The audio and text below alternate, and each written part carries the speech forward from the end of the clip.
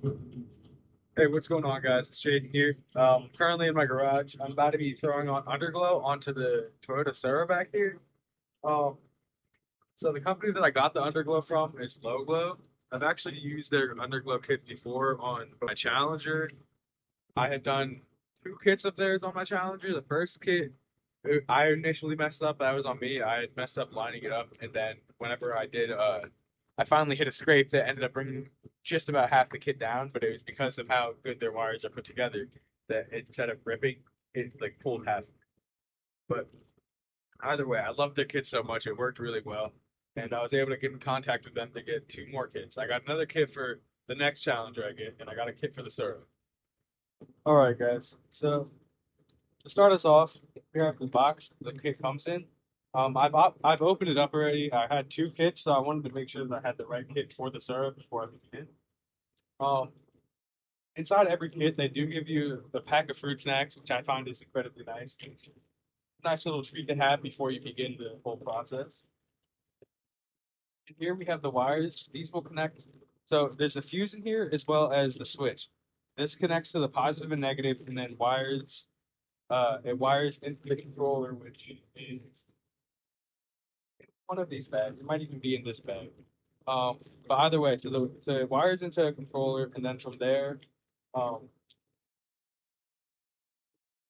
from there, you press the button that is inside this bag, and when everything is wired together, it should start up the lights. They also sent me a little flight tag. That's pretty cool.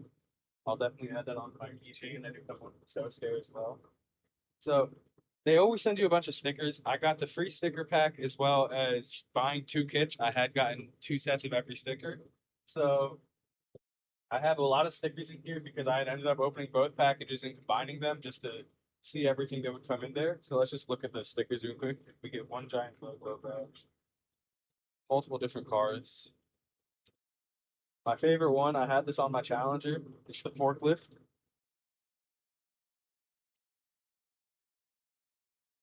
Get another logo one, miniature one.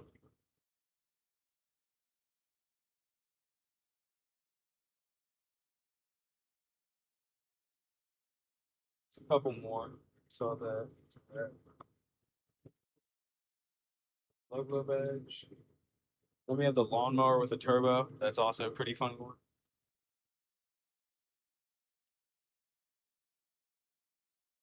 Here we have the controller. This is going to be the Bluetooth controller that.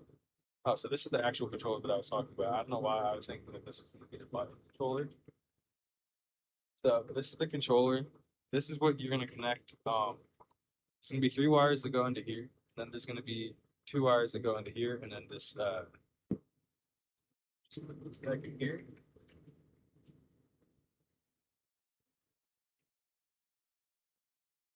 They also sent us three packages. We have the front stripping, the side stripping, and the rear stripping for the store.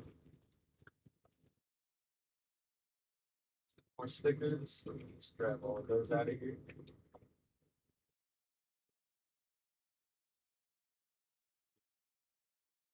They sent us a package of 3M tags. So what you're gonna end up doing is when you clean off your car, you wipe this, you wipe off the car, and then you take off these stickers, and you can tag these up so you're able to zip tie it. So you're able to zip tie the wires up better without everything touching the ground. So this wasn't in the last one that I ordered, I don't believe, or if it was miniature. This is just an introduction kit, which will just kind of tell you like how to or everything that comes in here, and then let me see. It might even tell you where how to connect it all. Oh, okay, yes, it does have an installation instruction back.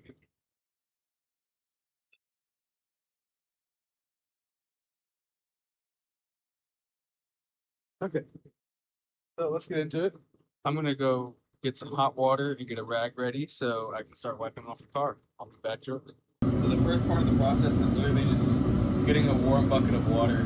If you've already tested out your wiring kit, which I haven't, but I have faith that it will work, so I'll get it all set up and then go from there. If it came out wrong if something's messed up with the wires, that's on me for not testing it first. But I'll figure that out when I get there. I just have faith in them as I've already had multiple of their kids, so I'm not too worried. But anyways, I currently have the Sera up on jacks. You guys might have noticed when I was opening up the Underglow kit, I am currently in the process of putting a turbo in. Everything is back to how it was stock. I just haven't lowered the car yet because I wanted to takeoff, or I wanted to get this Underglow kit on first before I drop it.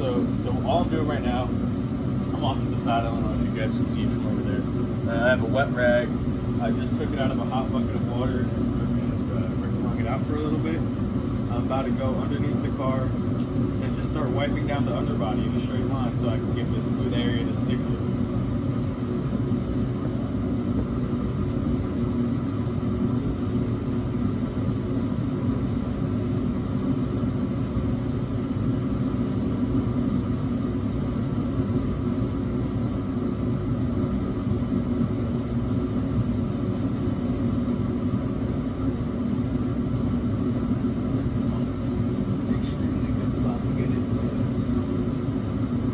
The perfect area to line it up, at least on the side body over here.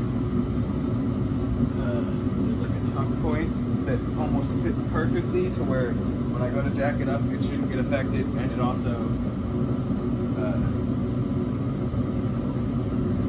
shouldn't get in the way of anything else.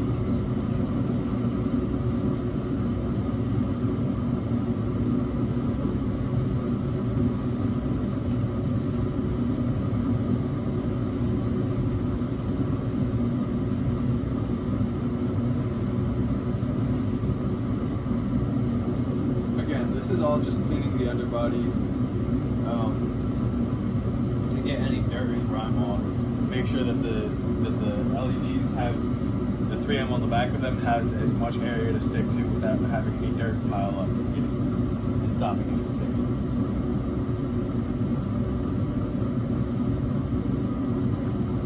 I'll cut back to when we do finish this, so you guys will see that. Okay guys, so I finished wiring up the controller, the switch, and getting the first two lights ran, or the first two strips ran for the front strips. I'm going to show you that here's the controller so far. I have yet to actually tuck it away, but once I find out where I want to actually put it, I'll finish that. Then the way I ran the controller is, or the switch is through this, behind the radiator here, through this. There's actually a hole right here. And then I just ran it through that, took off the wheel well over here, ran it all the way through underneath here, and then it comes out the door hinge and then back into the car. So, let me grab the flashlight from down here. Okay, so the way that I have connected the controller is obviously I ran the switch and the wire from the switch all the way through or behind the radiator. Then we have this controller here. There is a bunch of other wires here. This is all aftermarket radio, aftermarket headlights, a lot of aftermarket products that are already on the server. So then I wired it to positive and negative here. Here's the negative switch, and this is actually the terminal I use right here, and then the positive is on here. Right now I have it disconnected just because I'm still messing with wires, but I will show you that it works, so give me 2 seconds here. Okay, so here you can see that the switch light is on. Now I'm going to turn it on. We're going to come up here. There we go. So the main problem and the reason that you guys saw some of the zip ties there is because currently it's a little cold out, so getting the 3M to apply as good as I want it to isn't necessarily as easy as I thought. It's coming out pretty nice, honestly. I've used a couple zip ties, but not too many, and I was expecting to use a lot more compared to what I used on the Challenger the first time I did it. So far, this is definitely an interesting project. I have yet to decide where I want to finalize putting the controller. I still have quite a lot of room from the wires, so I think I'm going to end up trying to tuck it underneath here, but I believe there's a wire already there. So what I might actually end up doing is bringing it over here next to the headlight. Other than that, I'll check back in with you guys once I get the last bit done.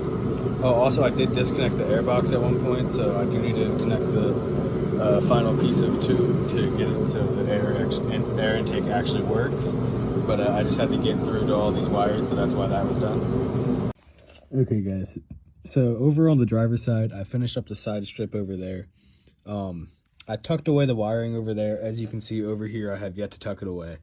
We're about finished with the side stripping over here, and let's see how it looks real quick. Okay, it's not looking too bad. There's a couple points where it's hanging still, but I'm gonna get that up now. I've been using the heat gun just to help because, again, I am in the cold right now here in Northeast PA.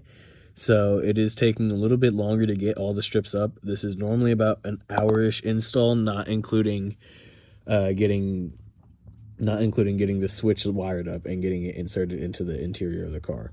That all depends on the car itself. But we'll get back to it when we're done. I'm just gonna take the heat gun to this a little bit more and finish it up. Matter of fact, I'll even show you guys just here. So what I'm doing right now is literally just heat gun up and bring it across so the adhesion areas get a little stickier. Normally I wouldn't suggest this, but because of it being so cold where I am here in Northeast PA, this is just the best route. So I heat it up a little bit, and then I just go through and push it up.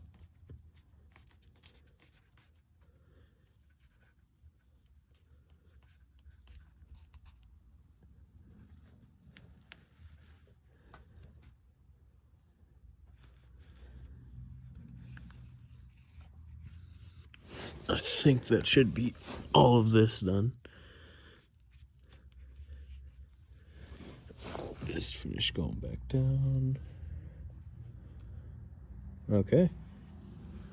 So, let me just get up and take you guys over to the other side to show you how that side's lined up as well. And grab the flashlight, that might actually help a little bit.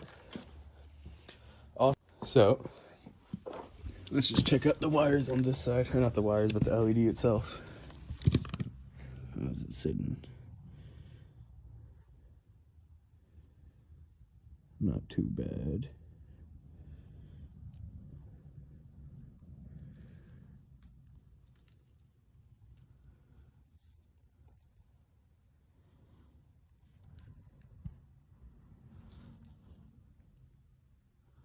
Oh, and then here's just a little more showing you guys that the jack does have just enough clearance to where the LEDs do fit underneath. It's perfect. Honestly, I wouldn't. Well, if I could, I would use a lift, but you don't need a lift, and I wouldn't suggest a lift or taking it to a shop to get put on a lift to get it done. Okay, guys, so I finished the whole install now. Firstly, let me just show you the car with the lights turned on all around, and then after I get a little bit of time here, either tomorrow morning or tonight, I'll go and open the garage and get a video of it from the outside.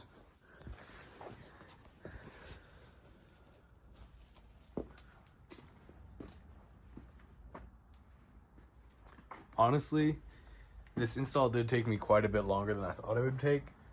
In part, that was because I had to figure out how to run the switch internally. After I figured out getting the switch internally, everything else went pretty smoothly. My only, not even a complaint really, my only thing with this is that this car's body is so small that the wires honestly just about overlap themselves. So, as you see here how it's flashing and pulsing like that, it's because both wires are on top of each other. Whereas the body itself, like when I'm looking at the side, it moves a lot smoother. But I also think that's a pretty cool effect to it. Okay, so I don't think this looks too bad, honestly. Let me go over here and turn off the lights, show you guys what it looks like with the lights off.